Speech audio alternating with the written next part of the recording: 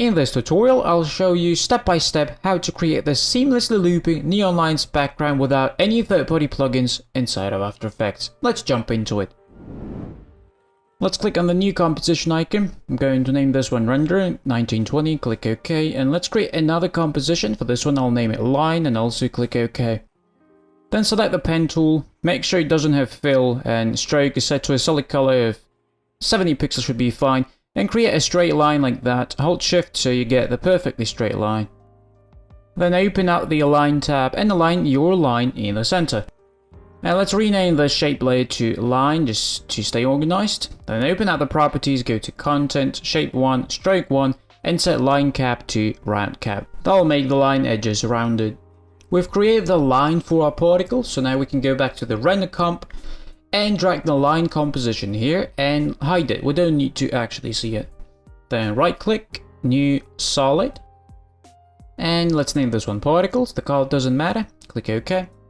Then open up the Effects and Presets tab, and here search for Particle World, and apply this to the particles layer.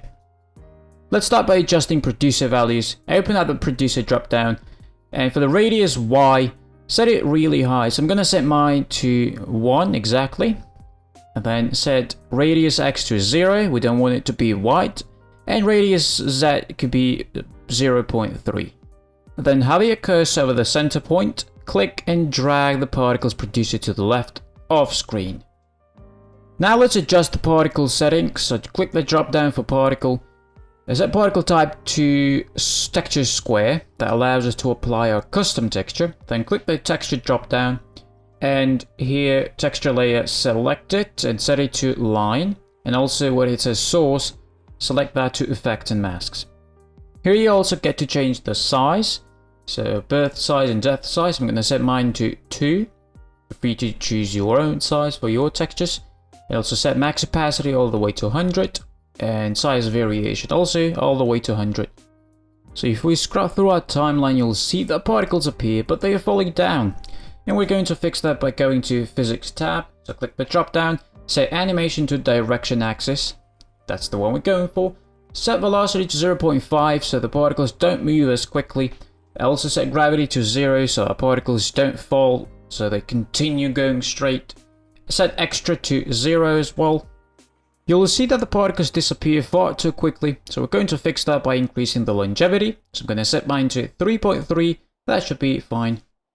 If you try to preview this now, you'll see that it might get laggy, so drop the resolution down because the effect's quite heavy.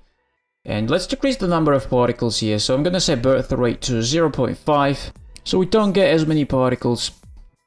I like the way this looks at this point, so you're free to experiment with your physics settings, so I'm going to go on with the tutorial. Let's go to the colors, and what I'm going to do is set one color for both birth and death color, so it has a constant color. That was a lot of colors. We can do one quick preview here, and that should be fine. You can always come back here and increase the size and other settings as you like, but I'm going to proceed with the tutorial. So select the particles layer and press Ctrl D to duplicate it. Now let's select the top particles layer and go to the effect controls and click the drop down for extras. Set random seed to something different other than 0. So I'm going to set mine to 1. That'll give us a different variation for the particles. Now let's click the particles drop down and decrease the size. So I'm going to set birth and depth size both to 1 and also choose a different color. Something like blue should do. And that's what we have at the moment, so we have some variation in our particles now. Let's color code this second particles layer to blue so we know which one's which. And let's duplicate the particles layer again, go to extras, set random seed to 2, then open up particles drop down, and first decrease the size, so I'm going to set both sizes to 0.5 and choose a different color. So something like a nice orange will do. Of course you're free to choose your own colors as you like. And now we have a lot of different particles flowing. So that part is done. And let's also color code the top one to orange, so we know which one's which. And now the fun part begins. So the part where we loop our particles. You can see that my timeline is 10 seconds long. So we're going to make a loop at 5 seconds. So move the playhead 5 seconds exactly. and then move 1 frame back. So that would be 4 seconds, 29 frames. Now we need to select each and every layer and create a keyframe for birth rate by clicking the stopwatch. So the first particle's there, the second one, click the stopwatch, then select the third one, and also click the stopwatch.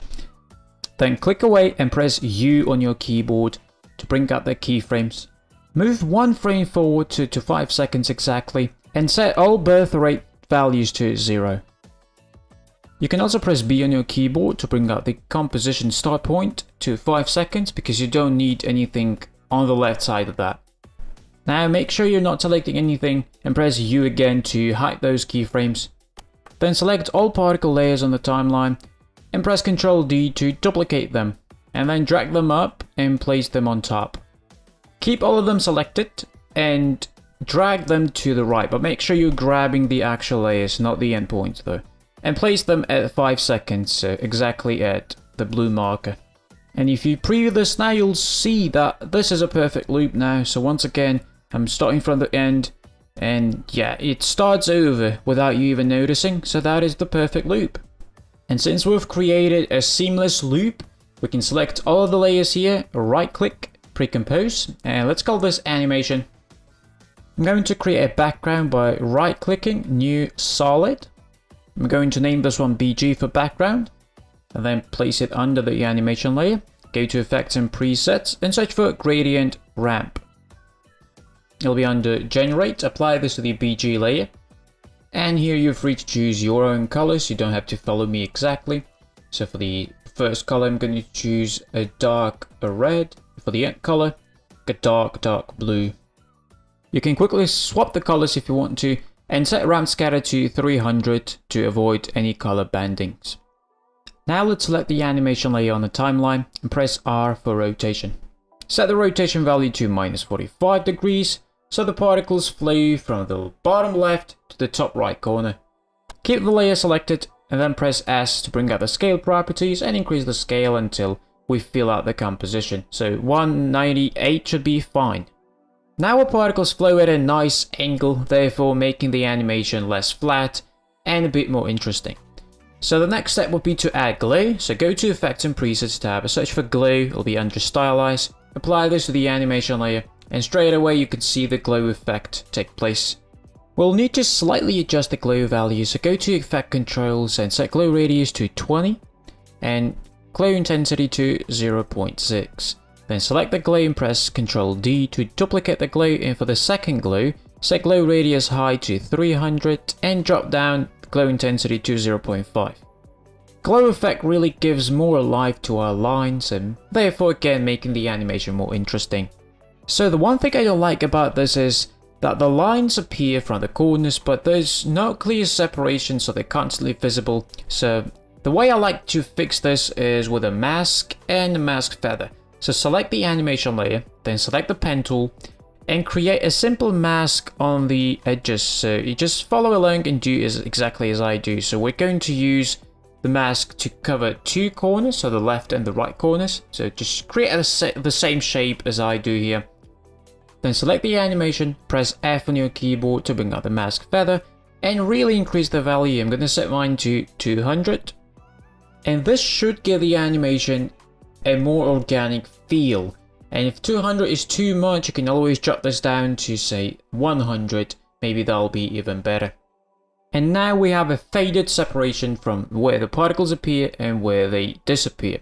So the next step will be to right click, create a new adjustment layer, and I'm going to name this one Effects. I'm not going to add a lot of effects to this because this already looks kind of nice. The one effect I'm going to add is noise. Search for noise in Effects and Presets.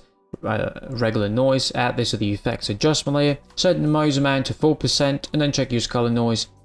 This will help you reduce the color bendings and also make the animation less static. I always like to add noise, especially to the backgrounds, because it really makes animations pop. As I said, I'm not going to add more effects to this because I like the way this background looks, and here you have yourself a ready background ready to be exported.